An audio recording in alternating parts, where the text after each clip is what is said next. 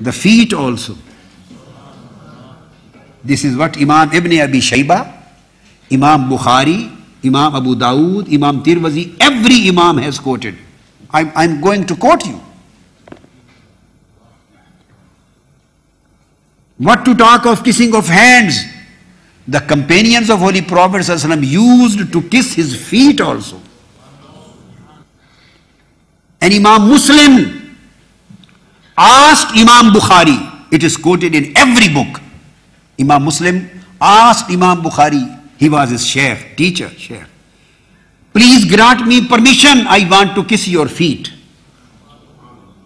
Imam Muslim asked Imam Bukhari permission to kiss his feet.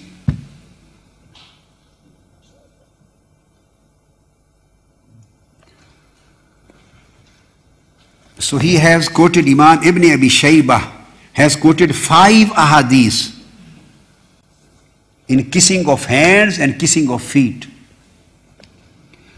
So since we were quoting Imam Bukhari here in connection of hadith Sahih and Da'if and Mawdu.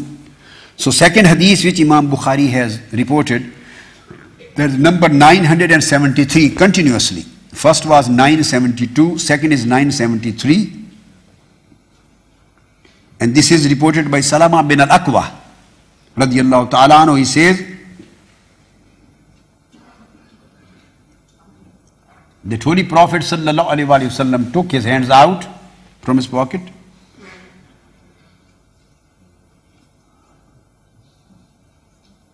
and he told to the companion, that was kissing of hands of Holy Prophet.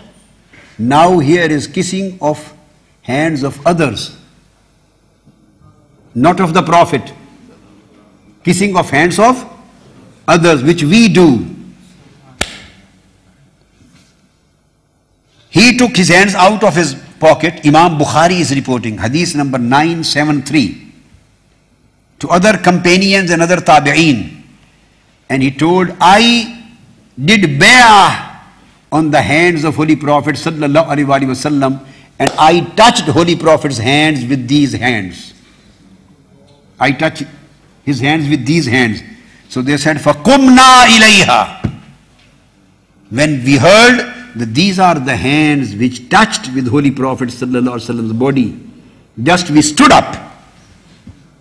The people say, why do you stand up? This is bid'ah. Don't ask us. If standing in respect of someone is bid'ah, then ask these companions. They just, when they heard that here are the hands of someone which touched the Holy Prophet sallallahu alaihi wasallam, just in respect of these hands they stood up. فَقُمْنَا إِلَيْهَا فَقَبَّلْنَاهَا. And we started kissing his hands. This is reported by Imam Bukhari. Then another hadith, hadith number 974. Now Imam Bukhari reports from Thabit radiyallahu ta'ala anhu, and he reports from Hazrat Anas. He asked, Hazrat Thabit asked Sayyidina Anas bin Malik radiyallahu ta'ala anhu. He was one of the great companions and one of the personal khuddam who used to do personal services for Holy Prophet sallallahu alaihi wasallam. He asked, Amasastan Nabiyya sallallahu alaihi wasallam biyadik? This was the love of the companions and tabi'een. They were always looking for somebody, if they can see anyone who has touched Holy Prophet's feet, to connect themselves in this chain of love, to connect themselves in this chain. Hazrat Thabit asked li Anasin, Amasasta Nabiyya biyadik? Did you touch Holy Prophet sallallahu alaihi wasallam with your hand? Qala na'am. He said, yes, I did. Then hadith says, فَقَبَّلَهَا. So the Thabit radiyallahu ta'ala anhu, he started kissing his hands. He kissed his hands. Imam Bukhari has reported 3 ahadith in favor of kissing of hands, and one more chapter prior to this. He has created a chapter in kissing the daughter. Babu Rajul yuqabbilu ibnatahu.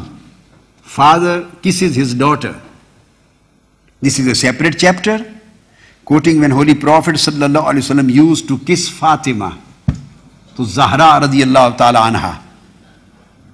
And it is reported by Imam Bukhari, whenever she used to enter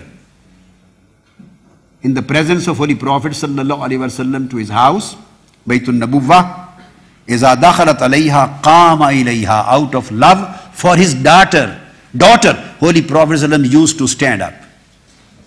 So this is standing up for sake of love, and there is standing up for sake of respect. Here is qiyamul mahabba, there is qiyamul ta'zim. Qiyam for mahabba and qiyam for ta'zim, respect and reverence. And the same when Holy Prophet ﷺ used to kabbalaha, he used to kiss her hands. Holy Prophet, this was taqbil, kissing out of love. And when he used to enter her house, وَكَانَ إِذَا دَخَلَ عَلَيْهَا قَامَتْ إِلَيْهِ فَأَخَذَتْ بِيَدِهِ. When he used to enter her house, she used to stand up for him. So this standing of Fatima was Qiyamut Ta'zim. And standing of Holy Prophet for Fatima was Qiyamul Mahabba. Both are permissible and both are sunnah. And then what he? Kabbalat. Then she used to kiss hands of Holy Prophet sallallahu alaihi wasallam. So this is a separate chapter which Imam Bukhari has placed here as chapter number 443. And those ahadith belong to the chapter 444. And after that, chapter number 445. The third chapter on kissing, 445. Imam Bukhari has brought another chapter, full-fledged chapter, and its caption and heading is Babu Takbilir Rijl, kissing of feet. This is Aqidah of Imam Bukhari. Kissing of feet. People say this is an extreme. This is bid'ah, you are committing shirk. Astaghfirullah al-Azim. What a silly comment. They don't know what is Tawheed, they don't know what is Ibadah, they don't know what is Sujood, they don't know what is difference between kissing and prostrating. If kissing is shirk, and then you are doing shirk with Hajar Aswad. You are kissing a stone. Is that stone your God? No. Why are you kissing the stone? They very simply, in a simple form, they say this is sunnah. Just wait for a minute. Let me explain what sunnah is. Just saying this is sunnah and then they go away. Whose sunnah is this? What does it mean? You are kissing a stone and still it is not ibadah? It is not shirk? And tell me, when you kiss the stone, does your forehead not touch the stone? Does your nose touch the stone or not? When you kiss the Hajar Aswad, your forehead touches, your nose, does it touch? Your lips, full face, does it touch or not? And where are your hands? On right and left of the stone like this. And you are standing, your feet are on that floor. And you are totally involved in kissing with all of your organs. In spite of all these realities and performances, does it become a sujood? No. Why?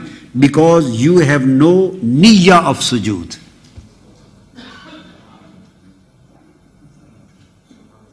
There is no niyyah. Innamal a'malu bin niyyah. You have no niyyah of sujood. Your niyyah is kissing. So niyyah makes the act gives a particular legal effect. Kissing is never sujood, and kissing is never a shirk, and kissing is never an ibadah. You kiss your children. You kiss your grandchildren, your small kids. Takbilur rijl, kissing of feet. Kissing of feet. Imam Bukhari brought a chapter, Takbilur rijl, kissing of feet. Imam Bukhari, he says that a delegate came to Holy Prophet sallallahu alaihi wasallam to see him, and when they entered in the meeting, and they were told that this is Holy Prophet sallallahu alaihi wasallam sitting among the companions. He said, فَأَخَذْنَا بِيَدَيْهِ وَرِجْلَيْهِ نُقَبِّلُهَا. Then they held the hands of Holy Prophet, and they held the feet of Holy Prophet, and started kissing the hands of Holy Prophet and then feet of Holy Prophet. This Imam Bukhari has reported hadith. فَأَخَذْنَا بِيَدَيْهِ وَرِجْلَيْهِ نُقَبِّلُهَا. He started kissing the feet of Holy Prophet and hands, and hadith comes to its end.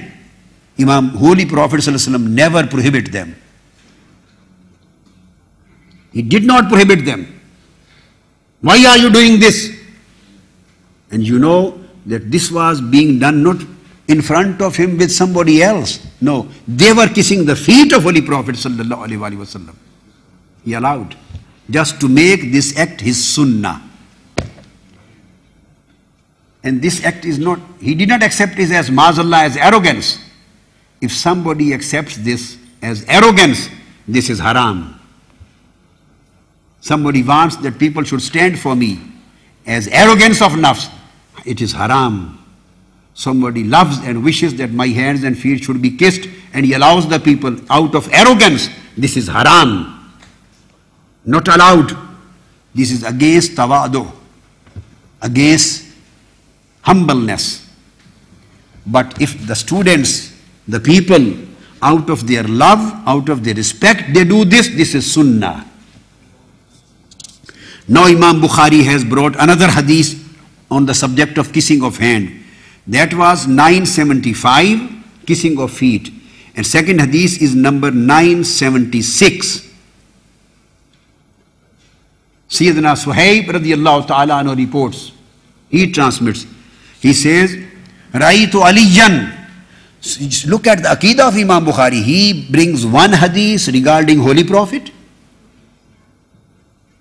and following it he brings other hadith regarding companion to companion, so that both sunnah may be established. Someone can say that this was just speciality for Holy Prophet. This was just specified for Holy Prophet, that companions used to kiss Holy Prophet's hands and feet. So nobody else is allowed to kiss now somebody else's feet or hands. A question can arise. For Holy Prophet was allowed. One can say out of that. When he becomes speechless, he has no answer, he can say. But you don't kiss the feet and hands of a prophet. You kiss the feet and hand of your sheikh. Somebody can say. So Imam Bukhari has already given the answer. He brings every time, second hadith he brings an act of kissing of a companion, and the one who is being kissed, he is also a companion and not prophet. So second hadith number 976, he says, Ra'aytu Aliyan, I saw Sayyidina Ali, yuqabbilu yadal Abbas wa rijlayhi. I saw Sayyidina Ali, he was kissing hands of Hazrat Abbas and he was kissing feet of Hazrat Abbas.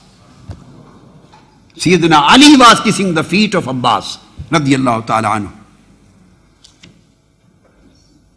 Kissing the feet of Sayyidina Abbas. And who was kissing? Sayyidina Ali. So all things became the sunnah of Holy Prophet and sunnah of the companions. And after that, the fourth chapter which Imam Bukhari has brought continuously, chapter number 446. 446 in Aradab al-Mufrad. And hadith number 977, he has brought the chapter, Qiyamur Rajuli Lirrajuli Ta'ziman.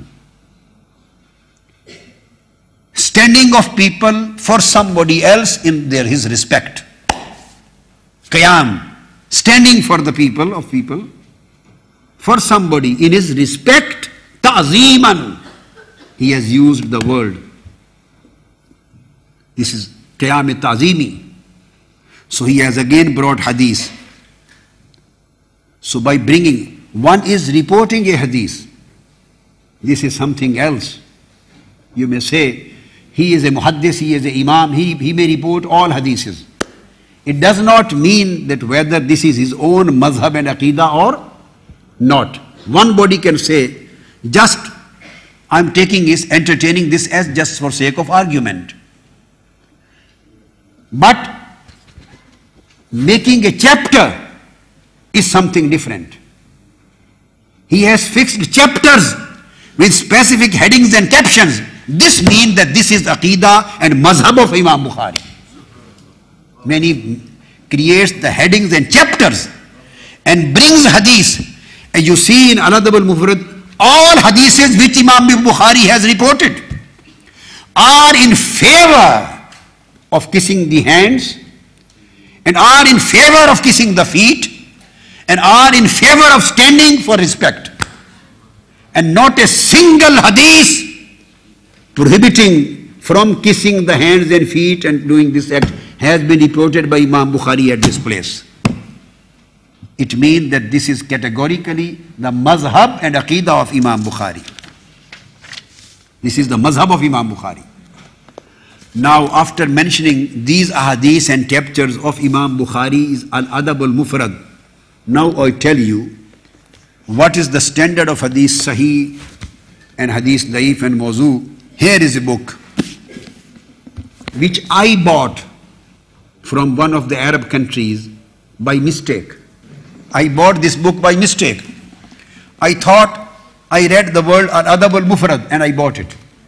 Few days before I was consulting this book, I opened their chapter and all these hadiths of kissing and hands and kissing of feet were not present in this book. They disappeared. They were taken out. I held my hand with my head. What happened? Then I ran to my other shelf. I took this original book of Imam Bukhari's Al-Adab al-Mufrad. And as I have read for you, all chapters and ahadith were there. And all these ahadith on Taqbilul Yad and Taqbilul Rajl and Qiyam Littaz, Taqbilul Yad and Taqbilul Rajl, they had been taken away, mahzoof from the book. Then really my head was circling. I was shocked. Then I again looked at the book's title and I found the name Al-Imam Al-Allama Muhammad Nasiruddin Al-Albani, Sheikh Asad Sagharji's class fellow.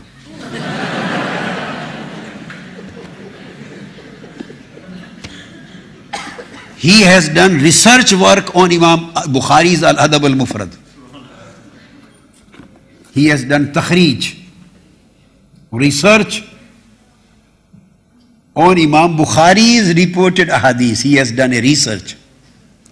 And what he did, just to save himself and the publishers, instead of writing the exact name of the book, Al-Adab al-Mufrad, he made sharh, Sahih al-Adab al-Mufrad. He added the word Sahihul Adab al-Mufrad. It means that he got a license in his hand to remove any hadith what he, according to his view and aqidah, is not sahih. Now he can take it out of Imam Bukhari's Al-Adab al-Mufrad, and he is saying that Imam Bukhari wrote a book called Adab al-Mufrad and included all sahih, ghair sahih, daif and mawdu, everything ma'azallah in it. And now Almighty Allah has given me tawfiq. I have now corrected Imam Bukhari's work and I have taken the mawdu and daif hadith out, and now I have made the Imam Bukhari's book. Now this is sahih. Sharh Sahih al-Adab al-Mufrad.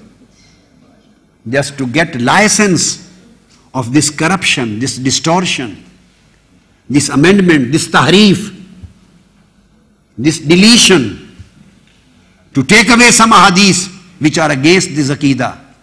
For this particular license, he added the word Sahihul Adab al-Mufrad. As if Imam Bukhari was not Sahih. Imam Albani is Sahih. Astaghfirullah al-Azim.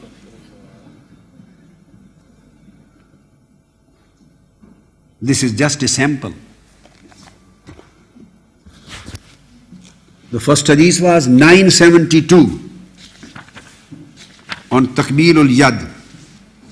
He quotes hadith number 970, hadith number 970, and then he comes to hadith number 973, where the companions, Nahnul Farrarun, Qala Antumul Akkarun, فَقَبَّلْنَا يَدَهُ. He has taken away this hadith from the book.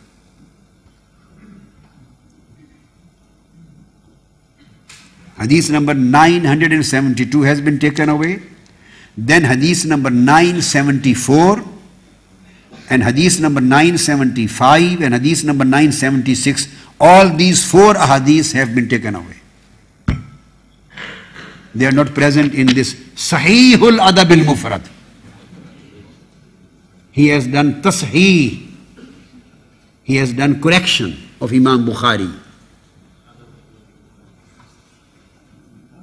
Hadith number 974, all those 2 hadiths of kissing of feet has been removed, taken away. And hadith number 976 has also been taken away, 975 also been taken away, because these 2 hadiths are on the subject of kissing the feet. And by kissing feet, the man becomes mushrik. Imam Bukhari has been preaching shirk. So he has corrected Imam Bukhari through his knowledge. And still they would claim that we are the followers of Imam Bukhari.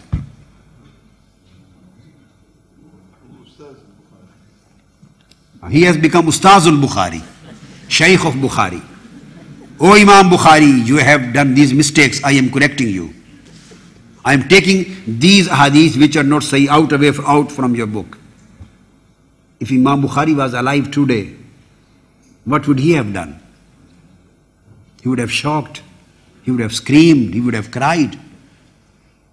What you people are doing, claiming, you are claimant of being my follower, what you are doing with me? Why these hadiths were taken away? Because these hadiths are against his aqidah. And not his, rather their aqidah. He is speaking on behalf of someone, a group of people. He is representing an aqidah. Since all these hadiths are against his aqidah and their aqidah, so this is the standard and criterion of declaring this is sahih and this is daif and this is mawdu. I have given just one sample and one example to explain the whole story. Just by adding the word Sahih, he has got the license, he has full freedom and absolute authority to correct Imam Bukhari. As if Imam Bukhari's Adab al-Mufrad was not Sahih. Now this book has become Sahih.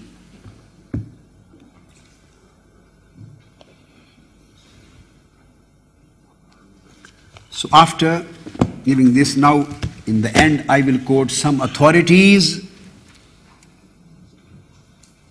Even if hadith is da'if, it is acceptable in many circumstances and situations. Just now I am quoting the authorities. This will be the last and very important part of my lecture. Specific references. Coming to al-hadith ad-da'if. If it is established that this is hadith ad-da'if, and I told you the same hadith in favor of kissing the hands and kissing the feet have been taken by other Ashabu Sihah Sitta and the Shaykh of Imam Bukhari and Muslim Imam Ibn Abi Shayba, one of the greatest reliable authorities whom Imam Bukhari used to rely on. Imam Bukhari has taken many hadiths from him in his Al-Jami' As-Sahih al-Bukhari. Imam Muslim has taken hadith from him. Imam Bukhari has taken hadith from him in Sahihain. So first hadith he has quoted, that is Qabbalna yada Rasulillah sallallahu alaihi wasallam an ibn Umar. Abdullah bin Umar says, we kissed hands of Holy Prophet sallallahu alaihi wasallam. Then he has quoted one more hadith, but with second different isnad, that we kissed hands of Holy Prophet sallallahu alaihi wasallam. Then Imam Ibn Abi Shaybah has brought third hadith, one more. And the same hadith has been quoted in by Abu Dawud. Same has been quoted by Ibn Majah. Every Imam has been reporting these ahadith. Third hadith which Imam Ibn Abi Shaybah has reported, that is from Safwan bin Asal. Safwan bin Asal. He says that some Jews came to Holy Prophet sallallahu alaihi wasallam, and when he was sitting in the company, many companions were sitting in the company of Holy Prophet sallallahu alaihi wasallam. أن قوما من اليهود قبلوا يد النبي ورجليه. Even the Jews of Medina and Jews of Khaybar and Jews of this time, whenever they did not believe in him, but out of respect and reverence of Holy Prophet sallallahu alaihi wasallam and his personality and his stature, they said when they entered, they kissed the hands of Holy Prophet and feet of Holy Prophet sallallahu alaihi wasallam. Even the Yahud used to kiss, and we claim to be Muslims. If anybody say this was an act of Yahud, no. Kissing was act of Yahud, but who was approving that? Who remained silent? Who didn't prohibit them from kissing? Who didn't stop them from kissing? Who did tawfiq? This was Rasulullah sallallahu alaihi wasallam. The fi'l, act was being performed by the Yahud, and approval was being given by Huzur sallallahu ta'ala alayhi wa sallam, Rasulullah. And in front of the companions, they were also silent. Why? They themselves used to kiss the feet of Holy Prophet sallallahu alaihi wasallam. So this was a common practice. That's why nobody criticized the act and nobody objected to it, because this was a common practice. Then Imam Ibn Abi Shaybah again says, Anna Aba Ubaidah radiyallahu ta'ala anhu qabbala yada Umar. Has Abu Ubaidah bin al-Jarrah, whenever Sayyidina Umar used to visit him, where he was appointed as governor, every time, every visit, he used to kiss the hands of Sayyidina Umar radiyallahu ta'ala anhu. And then Imam Ibn Abi Shaybah says, after quoting this hadith, Qala Tamim, it is said, Al-Qublatu Sunnatun, kissing of hands and feet is Sunnah. Imam Ibn Abi Shaybah says, it is Sunnah. And this hadith is reported by Imam Tirmizi also, Qabbalu Yadayhi wa Rijlayhi. And same hadith has been reported by Imam Nasai also. And this hadith has been reported by Imam Abu Dawud also. And this has been reported by Imam Haythami also. And this has been reported by Imam Tabarani also in Al-Mujam al-Kabir. This has been reported by Imam Bayhaqi also in As-Sunan al-Kubra. The same hadith, kissing of hands and kissing of feet, has been reported by Imam Baghawi also in his Sharh Sunnah. And this has been quoted by Sahib Kanzul Ummal also. All Imams of the time, they have been reporting these kind of ahadith. And this has been reported by An-Tariq Malik also. This has been reported by An-Tariq Yahya bin Ubad also. This has been quoted by all Aimma and Sahaba and Tabi'een and Muhaddiseen and the compilers of hadith. There is no disagreement on this point. This disagreement has come into existence just now in our days. Then Imam Ibn Abi Shaybah, he says, this was the matter up to the Prophet and then up to the companions among themselves. Now Imam Ibn Abi Shaybah comes further down. After kissing of hands of Holy Prophet, kissing of feet of Holy Prophet, then kissing of hands and feet of the companions, Now he comes further, kissing of hands and feet of Salihin and Awliya. Kissing of hands of Awliya and Salihin. Now he comes down. Imam Ibn Abi Shayba, Shaykh of Imam Bukhari and Shaykh of Imam Muslim. Hadith number 5, the last hadith of his first chapter, Kitab al-Adab. He quotes an Sufyan an Malikin an Talha. Qala qabbala Khaysama yadi. Hadrat Talha says that Khaysama kissed my hands. And Qala Malik, this is not Imam Malik. I'll tell you who was this Malik. And Malik says that Talha kissed my hands. So it means this was a common practice that students used to kiss the hands of their shuyukh. And Taba Tabi'in used to kiss the hands and feet of Tabi'in. And they used to kiss the hands and feet of Sahaba. And they used to kiss the hands and feet of Salihin. This Talha, he is Talha bin Musrif. And his title was Sayyidul Qura. One of the great Tabi'i. He died in 112 Hijrah. And Hazrat Malik, who says, Talha kissed my hands. This Malik is not Imam Malik of Medina. He was Malik bin Mighwal al-Bujali. Imam Malik bin Mighwal al-Bujali. And he was one of the great Zuhad and Salihin and Awliya of Kufa. One of the greatest Salihin, the righteous and pious and saintly people of Kufa. He died in 159. 159. That's why it is stated. And same thing, Imam Muslim asked Imam Bukhari, give me permission to kiss your feet. Another authority. And now the final authority, Imam Bukhari himself asked his Shaykh, Imam Ishaq, Imam Bukhari, his Shaykh, he asked Imam Ishaq, Ata'zanu li an ukabbila rijlak. This is what Imam Bukhari asked.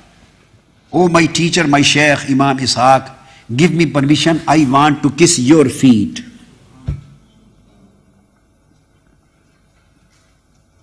This was the practice, Aqidah and Madhab of Imam Muslim.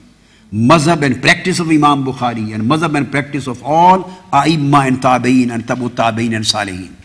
Imam Bukhari asked his Shaykh Imam Ishaq permission to kiss his feet. Because out of their humbleness, the people never allowed normally to kiss the feet. That's why they had to ask. And if it was illegal, it was a sinful act, it was a bid'ah, he would never have asked them to kiss the feet.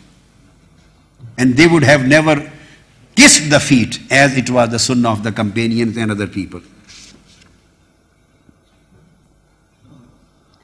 And again, Imam Haythami has reported in Majma' al-Zawaid, and he has reported from Imam Tabarani that Yahya bin al-Haris,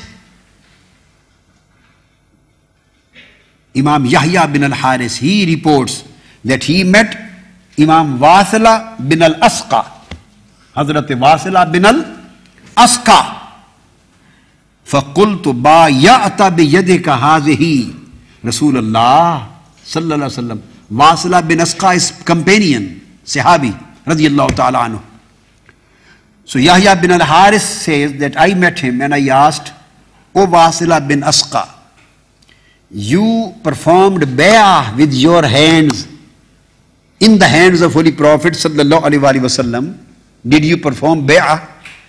Qala naam, he said yes. Qultu a'tini yadak uqabbiluha. I asked, please give me your hands, I want to kiss them. فَأَعْتَانِيهَا فَقَبَّلْتُهَا. So he gave me his hands and I kept on kissing the hands. This is in Majma' al-Zawaid, volume 8, page 42, on Riwayat al-Tabarani. So some people may say all these ahadith are da'if and mawdu. Why? Because they do not suit their aqidah. So these ahadith are not mawdu, their aqidah is mawdu.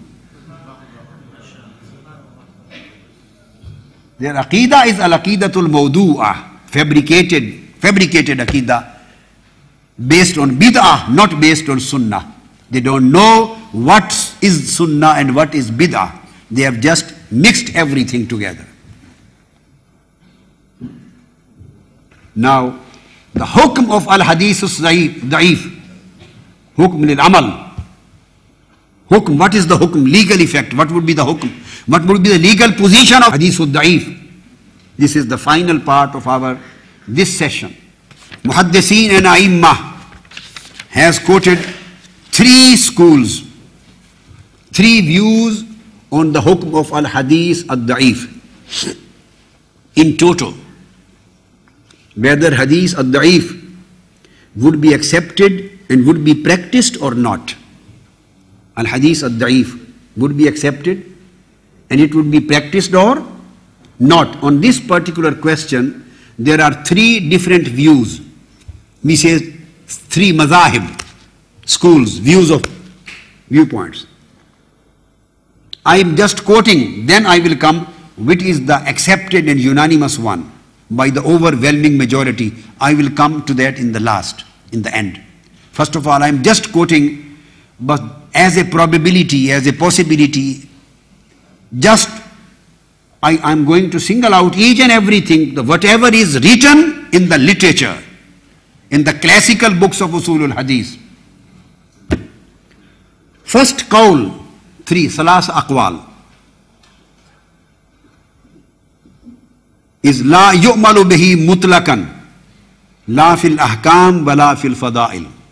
This is one viewpoint, that the hadith da'if would not be accepted for practice, neither for laws, ahkam, and nor for the acts of virtues, fada'ilul amal, virtuous acts, for the sake of blessings, for sake of gaining the virtue, for sake of gaining the rewards, sawab, and fadila, the blessing and the virtue, neither for legal articles of Sharia nor for the virtuous acts. This is one viewpoint. Now, very significant thing which I am going to state. Who are the A'immah and the people and the scholars who have this viewpoint? This is a viewpoint I have mentioned because this is written in books. Whatever is written in books, I don't want to conceal anything. I want to be fair and honest. But the question is that who believe in this viewpoint? Now be very careful in my understanding my wording. This is said. This is stated that this is the mazhab of Imam Bukhari and mazhab of Imam Muslim. It is said to be mazhab of Imam Bukhari and Muslim, said to be the view of Imam Bukhari and Muslim. And you can go through hundreds of the books of Usulul Hadith. Not a single statement was issued by Imam Bukhari and Imam Muslim disallowing this thing. No statement is established through them. Neither Imam Bukhari said this, nor Imam Muslim said this. This has just been presumed. This is just a presumption. This is something related to Imam Bukhari and Imam Muslim. This is something assumed. This is something how the people have inferred that this may be the mazhab of Imam Bukhari and Muslim. Why? Where did they infer this from? Because Imam Bukhari while compiling his Al-Jami as-Sahih, and Imam Muslim, while compiling Al-Jami as-Sahih, did not report the ahadith al-da'ifa. They did not report zaif ahadith in their Al-Jami as-Sahih. They think that this might be the mazhab of Imam Bukhari, that these are not acceptable. That this is the only argument which these people have. No other argument is available. I am saying this thing with authority. With authority. I have not found a single book written in 1,000 years history of Usulul Hadith, not a single book which would contain just a single statement of Imam Bukhari or Muslim on this subject. They never stated with their own mouth. This was just assumed by the people. This was just an inference. Inference. Since they did not report al-hadith al-da'if in their Sahihain, so some people inferred from their act. They did not report thousands of Sahih hadiths also in their Sahih. Then what would you say about them? If they did, they left thousands of hadiths Sahih. He says, "Ma taraktu min as-Sahih aksar." This is the statement of Imam Bukhari.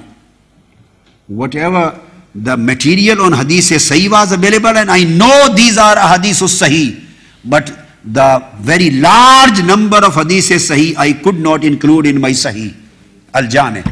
And this is what Imam Muslim stated. So they couldn't take thousands of Sahih hadiths in Al-Jami. So what was the need of taking hadith da'if? So this is totally wrong inference, a wrong assumption. But since whatever is written I have brought in your notice, there is no single categorical evidence on this fact that this has been stated by Imam Bukhari and Muslim that this is our mazhab. No. Categorically no. This was the first call with no evidence, with no support, but I have just quoted. Now there is second viewpoint.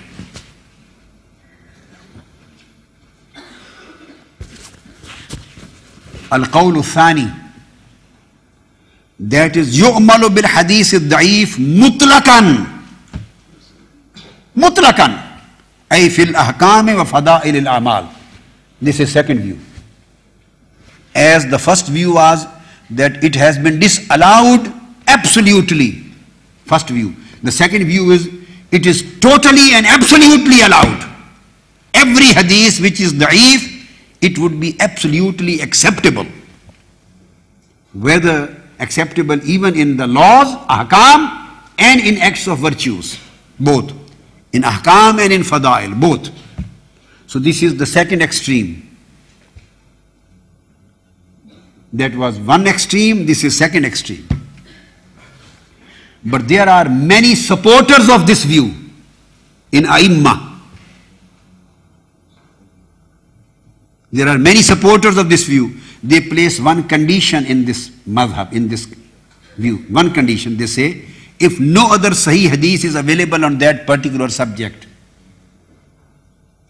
if you don't have any other Sahih hadith on that particular subject, then there is no way to accept al-hadith al-da'if for practice, and it is much better than accepting a qiyas and analogy. To accept an hadith, at least it is a hadith. Although da'if, but it is hadith.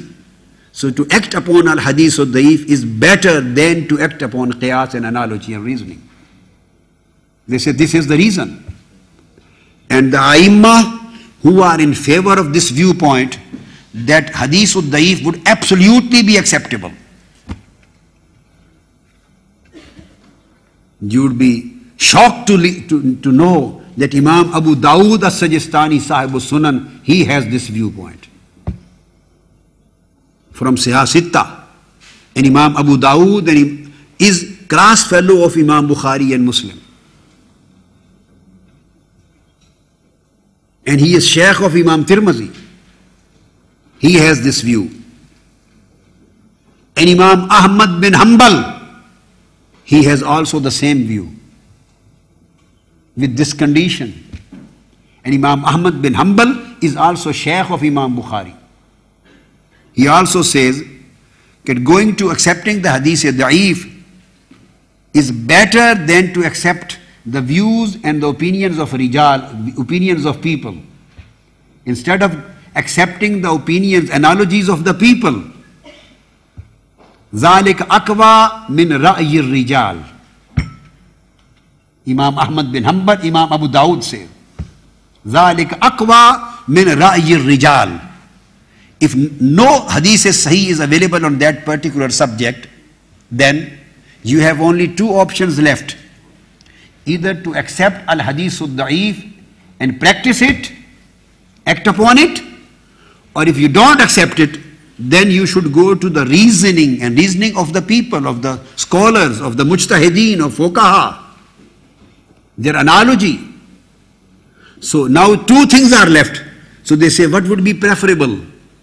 They say, in this case, when there is no hadith sahih or hadith hasan is available on that particular subject, then the best of the two options is to accept hadith da'if and act upon it.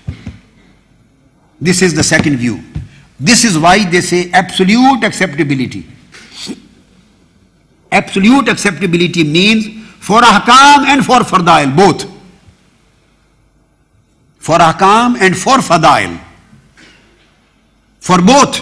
This means absolute acceptability, mutlaq, with this condition. And Imam Abdullah bin Ahmad bin Hanbal, the great muhaddis and imam and son of Imam Ahmad bin Hanbal, he says, Sami'tu Abi. Imam Abdullah bin Ahmad, he reports, Sami'tu Abi.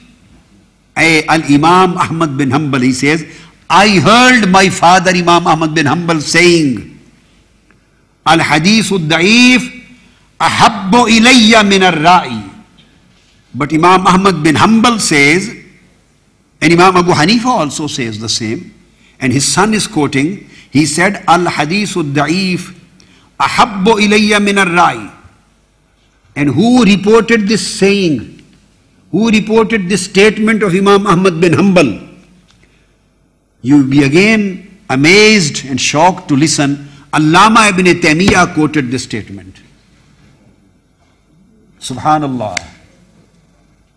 Allama ibn Taymiyyah, in his famous book Majmu' al-Fatawa, volume 18, page 52, he reports the statement of Imam Ahmad bin Hanbal, whereby he says that acting upon al-hadith sahih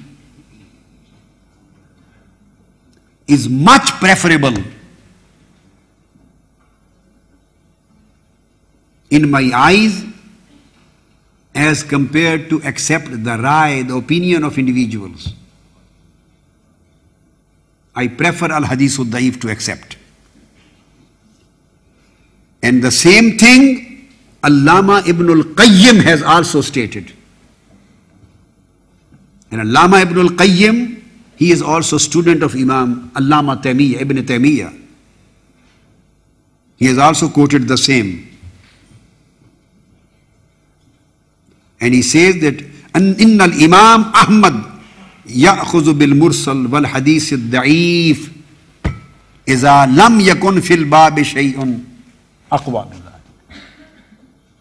Allama ibn al-Qayyim said that Imam Ahmad bin Hanbal, this was his practice, that if he didn't find anything stronger and higher in quality of chain than hadith da'if, he always used to accept al-hadith al-mursal and al-hadith al-sahih and practice that.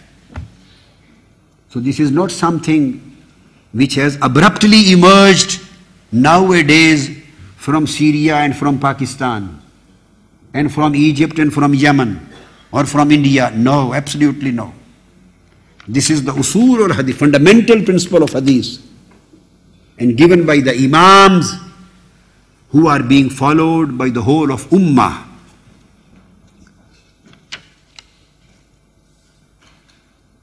And This was the mazhab of Imam Abu Dawud as-Sajistani,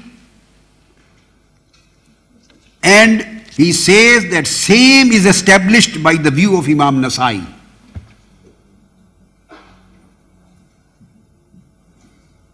So all the four Imams from Ashab al-Sihah Sitta are in favor to receive, to accept al-Hadith al-Da'if in case where al-Hadith al-Sahih is not available. And as far as the matter of Imam Bukhari and Imam Muslim, they have issued no statement on this subject. They are silent. We don't know about their view. They are silent. And four Imams are clear-cut, along with other greater Imams and their shuyukh. This was the second view. And third view, which is popular, and this is, I support and we support the second view, because with that condition, if Hadith al-Sahih is not available, then what to do? You have no other option to accept al-Hadith al-Da'if. So we accept their view of Imams. But third view, which is very popular, and it is generally accepted, and unanimously, more or less unanimously agreed upon by the overwhelming majority of Islamic scholars and authorities of Hadith. This is the third view. And this is what Imam Nawawi has stated. This is what Imam Suyuti has stated. This is what Imam Asqalani has stated. This is what every Imam and authority of Usulul Hadith has stated. Imam Zainuddin al-Iraqi has stated. This is what Imam Sakhawi has stated. And this is what Imam Hafiz ibn Hajar has stated. Ibn Abdul Barr has stated. The third view is that yu'malu bil hadith al-da'if fi fada'il al-a'mal bi shurut. They said, not in ahkam of sharia, yani fard, halal and haram. The major ahkam of halal and haram, the fard and wajib, these kind of major ahkam of sharia. Not for those purposes, but for all other acts of virtues. And there are thousands and thousands of acts of virtues which we normally practice in our life. Acts of virtues, acts for the blessings, thousands of acts of blessings and virtues. They say for the acts of virtues, al-Hadith al-Da'if would be accepted compulsorily and would be acted upon. Not for ahkam of halal and haram, but just for the acts of virtues, and they are thousands in number. On each and every step, we need an act of virtue. For sawab, for fadila. And Hadith al-Da'if is acceptable for sawab matter, for fadila matter, for blessing matter, for virtue matter. And the condition is that the da'af should not be severe. The weakness, illness should not be severe, as we have already mentioned. It should not be cancerous. It should not be hepatitis C, which is not curable. I explained they are already been taken away. Just deleting and rejecting the mawdu and matruk, other ahadith of sayyah would be acceptable, because their illah is not qadeha. If the illah is qadeha and very severe, they become careful. The second, it should fall under some certain principle. And the third, when you act upon hadith al-da'if, what should be your niyyah? What should be your niyyah? Your niyyah shouldn't be that through this hadith, whose isnad is da'if, certain or particular act is confirmly established that Holy Prophet said this or Holy Prophet did this. Don't confirm in correction of Holy Prophet. But another way, your niyyah should be, maybe Holy Prophet did this. Maybe Holy Prophet practiced this particular act. Maybe Holy Prophet said this. Maybe Holy Prophet instructed this. Maybe Holy Prophet recommended this, but unfortunately for certain reason, since isnad had a da'af and weakness, so if I don't accept this hadith da'if, maybe I am deprived of a virtuous act which was actually sunnah of Holy Prophet. For sake of care, you should have the niyyah of care. Maybe if we don't accept, maybe we may get deprived of the virtue and of which a Holy Prophet has been recommended. Don't have the concept of establishment, have the concept of care. Protect yourself from being deprived of the virtuous act which might Holy Prophet ﷺ have stated, have done, has practiced, has recommended. This is the third view. An overwhelming majority of the Aimma and Muhaddithin support this view. And those who support this view, the first is Imam Sufyan al-Thawri. See Imam Abu Hanifa, Imam Sufyan al-Thawri, he says the same thing. And Sufyan al-Thawri is amongst the Rijal of Sahih al-Bukhari. And he was known to be Amirul Mu'mineen fil Hadith, one of the greatest authorities on Hadith before Imam Bukhari, because he is amongst the Shuyukh and Rijal of Sahih al-Bukhari. Imam Bukhari has been getting reports transmitted through Imam Sufyan al-Thawri. Number two, Sufyan bin Uyayna, he has the same view that yu'malu bil hadith al-da'if fi fada'il al-a'mal.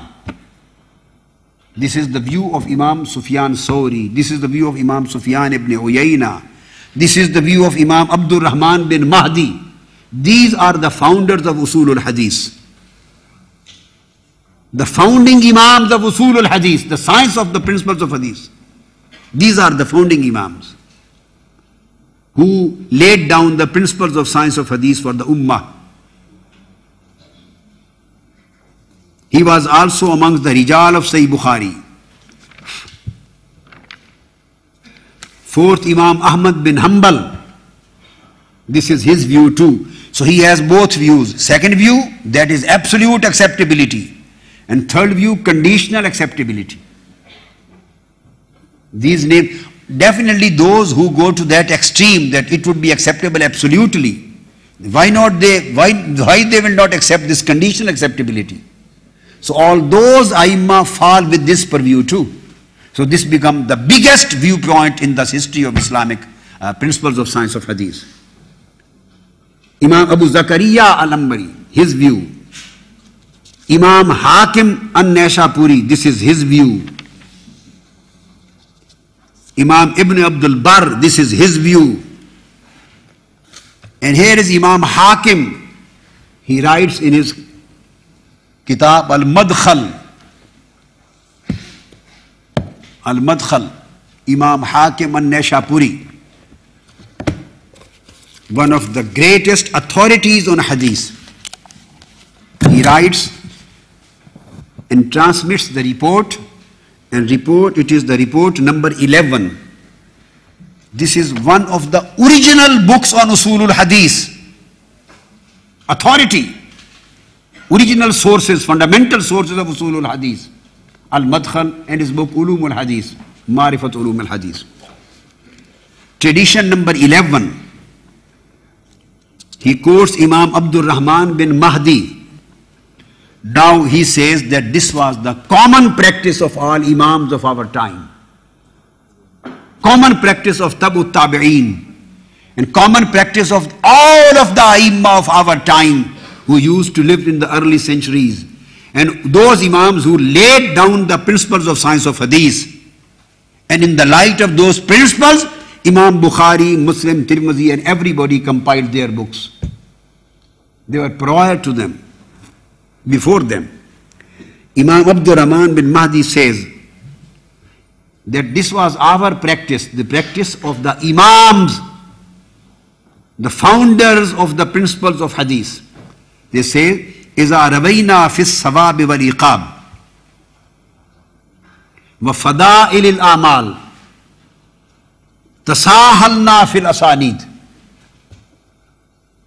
He says that our practice and our madhab was that whenever we reported some hadith in matter of sawab and in matter of iqab and azab punishment, and in matter of reward, or in matter of award of punishment in life hereafter, wa fada'il al-amal, or in any matter of the virtuous act of virtues. Whenever we received any hadith pertaining to all these subjects, tasahalna fil asadid, we were not very strict. We were not very strict in case of asanid. We used to be lenient. We used to be lenient that if even there was da'af in the isnad, we used to accept that hadith is da'if also. Because the matter was not of halal and haram and fard and wajib. The matters were pertaining to sawab, iqab and acts of virtue. وَسَمَّحْنَا فِي الرِّجَالِ, and in all these matters, if the matter came of scrutinizing the chain of narrators and transmitters and scrutinizing the transmitters, al-naqdu al-jarh wa ta'dil, sammahna fil rijal, we became very lenient and very soft in case of transmitters. Even if there were small di'af, small sicknesses and illnesses which make the hadith da'if, we used to neglect it, and we used to accept it. Now he is not talking of his own view, he is saying this was the common practice of our time. وَإِذَا رَوَيْنَا فِي الْحَلَالِ وَالْأَحْرَامِ وَالْأَحْكَامِ تَشَدَّدْنَا فِي الْأَسَانِيدِ وَانْتَقَدْنَا الرِّجَالِ. And if there was matter of halal and haram and great ahkam, only then we used to become very strict. This is Imam Abdur Rahman Mahdi, a great Imam and founder of Usulul Hadith. And second quotation statement, Imam Hakim An-Naisapuri has quoted, that is Riwaya number 13, tradition number 13. And he has quoted from Imam Ahmad bin Hanbal. The same. Imam Ahmad bin Hanbal huwa yaqul iza rawayna an Rasulillah sallallahu alayhi wa sallam fil halal wal haram was sunan tashaddadna. We used to become strict if there was matter of halal and haram and sharia, ahkam, in scrutiny of chains and scrutinization of the transmitters. Wa iza rawayna an Nabi sallallahu alayhi wa sallam fi fada'il al-ahmal, if the matter was related to the virtuous acts, tasahalna fil asanid, we used to become very lenient and soft in case of asanid. And if there was any da'af, any weakness, we used to accept it. So that the deen of Holy Prophet and all statements and hadiths of Holy Prophets, they may be ensured to communicate, to be communicated and to be conveyed to the ummah. Otherwise, the very big part of the deen would have been stopped. This is the statement of Imam Hakim. Now, same is the statement of Imam Nawawi. Just I will keep on quoting just one sentence from each and every Imam. Imam Nawawi and Imam Suyuti. At-Taqrib Ma'at-Tadrib, page 195, 196 and 197. Imam Nawawi says, this is again one of the greatest Imams of Hadith and highly regarded and respected and received in the whole of the Arab world and the Ajam world too. And his book Riyadul Salihin and all of his books are available everywhere in every mosque in Arab world, in Saudi Arabia, you go in Makkah, Medina, everywhere you will find his book. And every Imam is always giving lessons from Imam Nawawi's book. He is so unanimous authority regarding this much. He says, إِذَا رَأَيْتَ حَدِيثًا بِإِسْنَادٍ ضَعِيفٍ. A great statement, very important statement. He said, if you see that a hadith is da'if in isnad, if you see a hadith is da'if, Imam Nawawi says, فَلَكَ أَن تَقُولَ هُوَ ضَعِيفٌ بِهَذَا الْإِسْنَادِ وَلَا تَقُلْ ضَعِيفُ الْمَتَنِ. لمجرد ضعف ذلك الإسناد. He has given another very significant principle, and this principle before him was given by Imam Ibn Salah